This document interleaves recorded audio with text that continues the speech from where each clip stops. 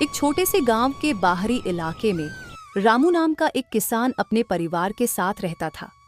उसकी उम्र करीब 50 साल की थी, लेकिन चेहरा हमेशा ताजगी और मेहनत की झलक दिखाता था। उसका खेत न तो बहुत बड़ा था और न ही बहुत छोटा, लेकिन उसकी मेहनत और ईमानदारी ने उसे गांव में एक विशिष्ट पहचान दिलाई थी। उसके पास कुछ गायें, मुर्गे, बकरियां और छोटी सी जमीन थी, जिस पर वह आम फसलें उगाता था।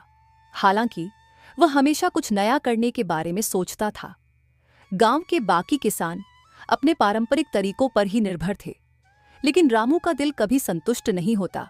वह सोचता, क्या ऐसा नहीं हो सकता कि हम भी किसी नई फसल की खेती करें, जिससे हमें ज्यादा मुनाफा मिले और गांव के बाकी किसानों को भी लाभ हो। लेकिन उसे समझ में नहीं आता था कि कौन सी नई फसल उसकी इस उम्मीद को पूरा कर सकती है। एक दिन गांव में कुछ नया हो गया। ठाकुर साहब, जो गांव के सबसे बड़े किसान थे, ने घोषणा की कि वह कुछ खास खेती करने जा रहे हैं। ठाकुर साहब के बारे में सभी जानते थे कि वह अपने खेतों में नए प्रयोग करने में विश्वास रखते थे। लोग उन्हें अपनी खेती के गुरु मानते थे। वह हमेशा कुछ नया सोचते रहते थे। एक दिन ठाकुर साहब ने रामू को अपने खेत में बुलाया। रामू, आओ, मुझे तुमसे कुछ जरूरी बात करनी है। ठाकुर साहब ने रामू को देखा और कहा। रामू हड़बड़ाते हुए उनके पास गया। क्या बात है ठाकुर साहब, आपने मुझे क्यों बुलाया? रामू ने पूछा। ठाकुर साहब ने मुस्कुराते हुए कहा, देखो रामू, मैंने एक नई फसल का बीज खरीदा है। इसे जदुआई अरबी कहते हैं। ये फसल कम पानी में भी अच्छी तरह उग सकती है और बाजार में इसकी बहुत मांग है। हमारी जमीन के लिए यह फसल बहुत लाभकारी हो सकती है। मैंने फैसला किया है कि मैं इसे अपने खेतों में लगाऊंगा। तुम भी इसे अपनी जमीन पर आजमाओ, बहुत फायदा हो सकता है। रामू की आंखों में चमक आ गई। वह जानता था कि ठाकुर साहब के निर्णय हमेशा सही होते हैं। उसने तुरंत ही ठान लिया कि वह भी इस फसल की खेती करेगा। अगले दिन रामू ने अपने खेत की तैयारी शुरू की। उसने खुदाई की, खेत को समतल किया और बीज बोने के लिए तैयार किया। वह जानता था कि यह एक कठिन काम होगा, लेकिन उसकी आंखों में दृढ़ नायक की तरह एक संकल्प था। जैसे जैसे दिन बीतते गए, रामू ने देखा कि जदुआई अरबी के पौधे धीरे धीरे उगने लगे। पहले तो उसे थोड़ी चिंता हुई, क्योंकि पौधे धीरे धीरे बढ़ रहे थे, लेकिन फिर धीरे धीरे वह मजबूत होने लगे। 1 महीने बाद पौधे अच्छे से बढ़ने लगे और उनकी जड़ें गहरी हो रही थीं। रामू ने देखा कि इन पौधों को ज्यादा पानी की जरूरत नहीं थी, जो कि उसकी जमीन की कमी को देखते हुए बहुत अच्छी बात थी। अरबी की फसल, जो पहले उसे मात्र एक प्रयोग जैसा लगता था, अब उसे उम्मीद देने लगी थी। रामू ने ठाकुर साहब से सलाह ली और उसे बताया कि उसकी अरबी की फसल धीरे धीरे बढ़ रही है। ठाकुर साहब ने उसकी तारीफ की और उसे और मेहनत करने की सलाह दी। रामू ने फिर पूरे मन से फसल की देखभाल की। वह दिन रात खेत में काम करता। उसने समय पर खाद डाली, खरपतवार हटाए और पौधों को पानी देने के साथ साथ उनकी देखभाल भी की। वह जानता था कि इस फसल से ही उसकी किस्मत बदलने वाली थी।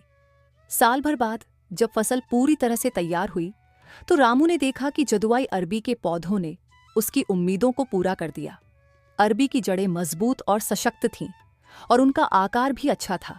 रामू ने बड़ी उम्मीद के साथ अरबी की खुदाई शुरू की। खेतों में हर तरफ अरबी की ताजगी और खुशबू फैल रही थी। रामू ने अपनी फसल को बाजार में भेजा। पहले तो उसे थोड़ा डर लगा कि क्या इस फसल को लोग पसंद करेंगे, लेकिन जैसे ही उसकी अरबी की गुणवत्ता को लोगों ने देखा, उन्होंने उसे अच्छे दामों पर खरीद लिया।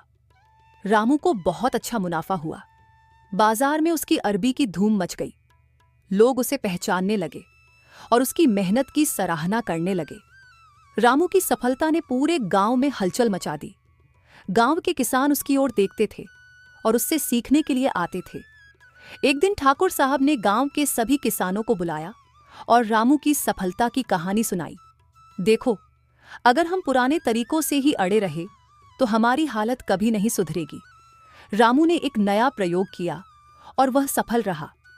अब हमें भी जदुआई अरबी की खेती करने के बारे में सोचना चाहिए। रामू ने यह साबित किया है कि अगर मेहनत और सही जानकारी से काम किया जाए तो हम सबकी किस्मत बदल सकती है, ठाकुर साहब ने कहा।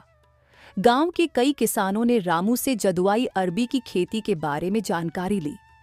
रामू ने उन्हें इस फसल को उगाने के तरीके बताए और धीरे धीरे गांव के बाकी किसानों ने भी इसे अपनाया।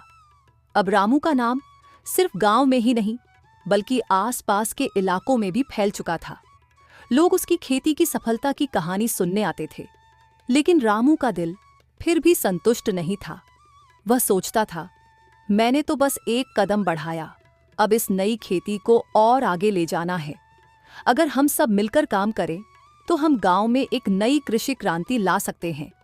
रामू ने फिर अपने खेत में और भी प्रयोग करना शुरू किया और नई फसलों की भी शुरुआत की।